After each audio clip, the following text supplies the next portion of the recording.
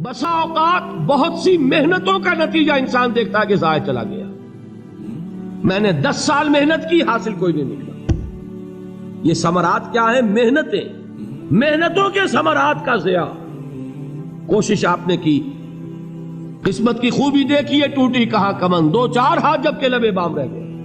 Be prepared. ایک شاعر کے یہ اشعار ہیں، وہ کمیونسٹ تھا، میں نام بھی نہیں لیتا، لیکن یہ کہ یہ اسی انقلابی، چونکہ ان کا بھی ایک انقلابی نظریہ ہے، انقلابی عمل میں یہ سارے مراحل آتے ہیں.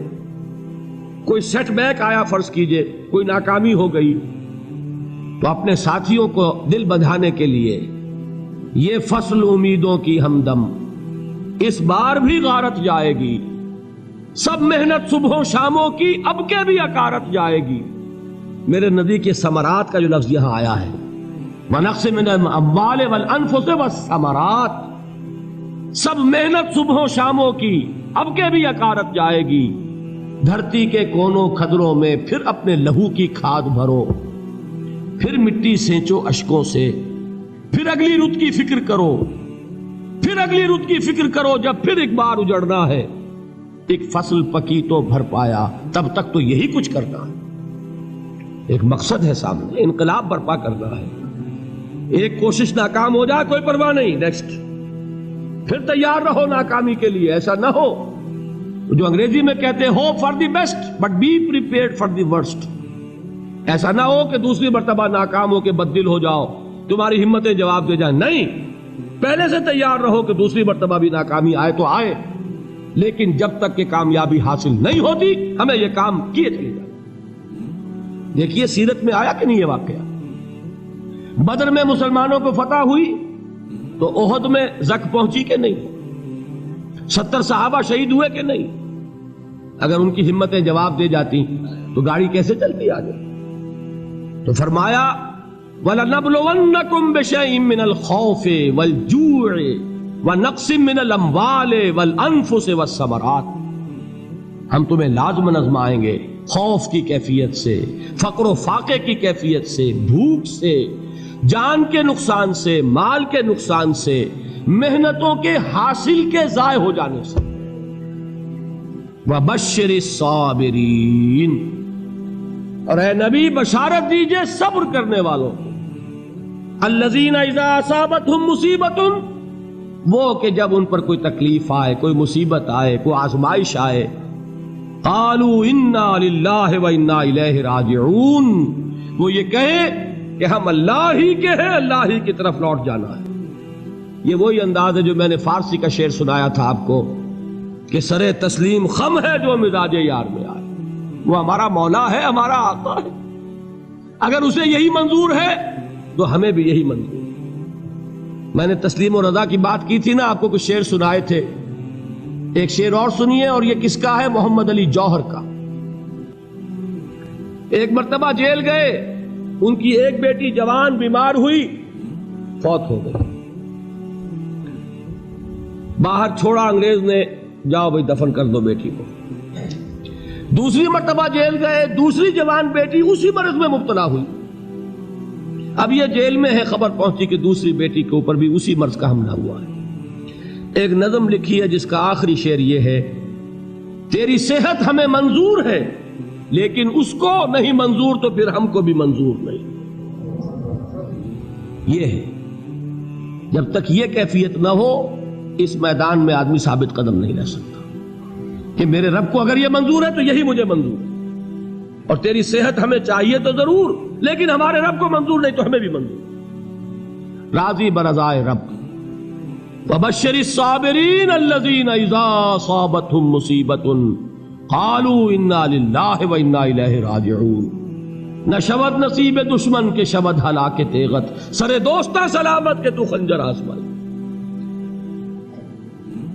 اولئک علیہم صلوات من ربہم ورحمہ، یہی ہے وہ لوگ جن پر ان کے رب کی طرف سے عنایتیں ہیں اور رحمتیں ہیں. وَأُولَٰئِكَ هُمُ الْمُهْتَدُونَ، اور یہی ہے وہ لوگ جو کامیاب ہونے والے ہیں، ہدایت پانے والے، ہدایت یافتہ. اسی سورہ بقرہ میں ذرا آگے چل کر، یہ تو ہے 20واں رکوع، 19واں رکوع. 21ویں رکوع کی پہلی آیت ہے لیس البر ان تولوا وجوہکم قبل المشرق والمغرب ولكن البر من آمن بالله واليوم الآخر والملائكة والكتاب والنبيين وآتى المال على حبه ذوي القربى واليتامى والمساكين وابن السبيل والسائلين وفي الرقاب وأقام الصلاة وآتى الزكاة والموفون بعهدهم إذا عاهدوا والصابرين في البأساء والضراء وحين البأس. اب یہ آیت جو ہے سورۃ العصر میں جو مضامین آئے تھے سارے اس میں موجود ہیں. وہاں ایمان کا لفظ آیا، یہاں 5 ایمانیات کی تفصیل آ گئی، اعمال کی تفصیل آئی، اور آخری بات وہاں کیا ہے وتواصوا بالصبر، اور یہاں کیا ہے والصابرین فی البأساء والضراء وحین البأس. اور صبر کرنے والے، اصل نیکی ان کی ہے جو صبر کریں. کس میں؟ جنگ کے وقت. ذرائے بأسائے، بأسا کہتے ہیں فقر اور فاقہ. واحد آئے گا باس تو اس کے معنی جنگ، اور بأسا جمع میں آئے گا تو فاقہ فقر بھوک. اور ذرائے جسمانی تکلیف، ضرر جسمانی تکلیفوں میں صبر کرنے والے، فقر اور فاقے میں صبر کرنے والے، اور جنگ کے وقت صبر کرنے والے.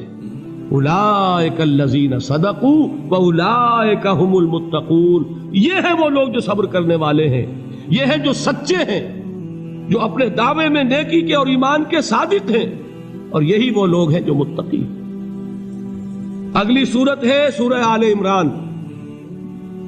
اس میں 2 لفظ آئے ہیں آخری آیت، یا ایھا الذین آمنوا اصبروا وصابروا ورابطوا واتقوا اللہ لعلکم تفلحون. دیکھیے یہاں صبر اور صابر جو تعلق جوہد اور جہاد کا ہے وہی ہے صبر اور مصابرت. صبر ایک طرفہ عمل ہے، آپ جھیل رہے ہیں، برداشت کر رہے ہیں. صبر علی المعصیہ، صبر علی الطاعہ، صبر علی الابتلاء، یہ سب کیا ہے؟ صبر. اور مصابرت کیا ہے؟ صبر کا صبر سے مقابلہ. یہ سورہ آل عمران اب وقت نہیں ہے، میں آپ کو سناتا اللہ تعالیٰ نے کیسے کیسے مسلمانوں سے کہا. مسلمانوں تمہیں زک پہنچی ہے تو انہیں بھی تو پہنچی تھی. ان کے 70 نہیں مارے گئے تھے بدر میں؟ ان کے حوصلے جو ہیں وہ تو پست نہیں ہوئے، وہ اگلے سال آ گئے تم پر چڑھائی کر کے. تم کیوں اتنا برا مان رہے ہو؟ تمہارے دل اتنے زخمی کیوں ہو گئے؟ تمہیں تکلیف پہنچتی ہے تو انہیں بھی پہنچتی ہے. اپنی غیرت جو ہے ہمیں ذرا اس کا جائزہ لینا چاہیے. لوگ باطل نظریات کے لیے کتنی قربانیاں دے رہے ہیں، لوگ باطل چیزوں کے فروغ کے لیے کتنی محنتیں کر رہے ہیں. جیسا کہ میں نے ابھی کہا تھا، اسی غیرت کو چیلنج کرنے کے لیے، ذرا آپ کی حمیت دینی کو جوش دلانے کے لیے، قادیانی نوجوان کتنی تعداد میں اپنے آپ کو دین کے لیے وقف کرتا ہے، اور آپ کتنے نوجوان ہیں جو اپنے آپ کو دین کے لیے وقف کرتے ہیں، اور ہوں وہ کھاتے پیتے گھرانوں کے لوگ. یہ نہیں ہے کہ اگر کوئی اور کام نہیں کر سکتا تو پھر یہ ہے کہ وہ دین کے کام میں لگ جائے. باصلاحیت لوگ، کھاتے پیتے لوگ، ذہنی استعداد رکھنے والے لوگ، اونچے گھرانوں کے لوگ، وہ وقف کریں اپنے آپ کو دین کے لیے. اس کے بغیر کیسے بہار آ جائے گی، کیسے رونق آ جائے گی؟ تو دنیا میں باطل نظریات والے جو ہیں، یہ بات کہی گئی ہے مسلمانوں تم اگر توحید کے لیے لڑ رہے ہو، دیکھتے نہیں ابو جہل کو، اس نے گردن کٹوائی ہے شرک کے لیے، شرک کے لیے گردن کٹوائے، اور تم توحید کے لیے گردن کٹوانے کو تیار نہ ہو. اس نے گردن کٹوائی کہ نہیں کٹوائی؟ اور کس طرح کٹوائی ہے؟ کیونکہ بڑا متکبر قسم کا، فرعون قسم کا شخص تھا. جب گردن کاٹنے لگے تو کہتا ہے ذرا نیچے سے کاٹنا، تاکہ جب تم نیزے کے اوپر چڑھاؤ میرے سر کو تو اونچا نظر آئے، معلوم ہو سردار کا سر. وہ بدبخت مرتے ہوئے بھی جو اس کی کیفیت تھی نا، اس کو ذہن میں رکھیے. تو یہ اس لوگوں نے قربانیاں دی، جانیں دی. تو فرمایا اگر تم ان سے زیادہ قربانی نہیں دو گے، یہ نوٹ کر لیجئے اس کو، مجرد اگر حق کو غالب کرنا اللہ کے ذمے ہو تو آنے واحد میں غالب کر دے گا، تمہیں تکلیف ہی دینے کی ضرورت نہیں. سمجھ رہے؟ کیا اللہ کے مقابلے میں کوئی باطل کی طاقت ٹھہر سکتی ہے؟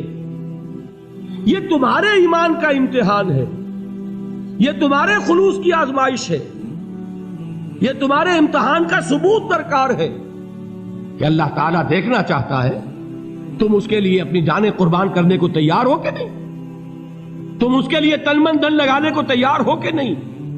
اور یہ جان لو کہ اگر کفار اور مشرکین اور ملحدین اور باطل نظریات والے وہ جو کچھ قربانیاں اپنے باطل نظریات کے لیے دے رہے ہیں ان سے زیادہ اگر تم نہیں دو گے تو حق غالب نہیں ہوگا۔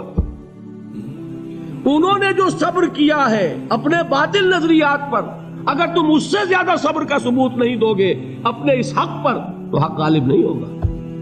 اس لیے فرمایا یا ایھا الذین آمنوا اصبروا وصابروا، نہ صرف یہ کہ صبر کرو بلکہ صبر میں اپنے دشمنوں سے آگے نکلو، ان کے صبر سے بڑھ کر صبر کرو۔